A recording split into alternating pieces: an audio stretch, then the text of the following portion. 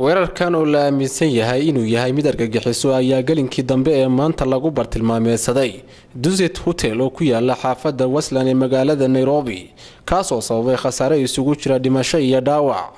warbaahinta gudaha ayaa ku warantay dhimashada hal qof iyo dhaawac intaasi ka badan hase ahaatee afhayeenka ciidamada booliska Kenya oo waraysi siinayay mid ka mid ah idaacadaha maxalliga ee Kenya ayaa sheegay in ciidamo fara badan loo daadguriyay goobta uu ka dhacay weerarku. sidoo kale Charles Owino afhayeenka ciidamada booliska Kenya waxa uu shaaca ka qaaday in ciidamada la dagaalanka argagixisada loo daadguriyay hotelka uu weerarku ku dhacay si ay u sabadbaadiyaan dadka shacabka ee wali la aaminsan yahay inay ku sugadoonsan yihiin gudaha hotelkaasi. dhinaca kale afhayeenka militariga kooxda Al-Shabaab ee ka dagaalanta gudaha Soomaaliya Cabdicasiis Abu Muscab oo waraysi siinayay wakaalada wararka Reuters ayaa sheegay inay ka dambeeyeen weerarka lagu qaaday Hotel Dusit ee ku yaala magaalada Nairobi isla markaana ay dib uga soo bandhigi doonaan khasaaraha ka dhashay weerarkaasi.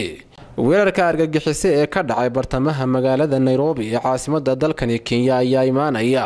iyadoo guud ahaan dalkani Kenya laga xusayo 3 sano guuradii ka soo wareegatay markii kooxda Al-Shabaab ay weerar ku qaadeen deegaanka Ceelcadde ee gobolka Gedo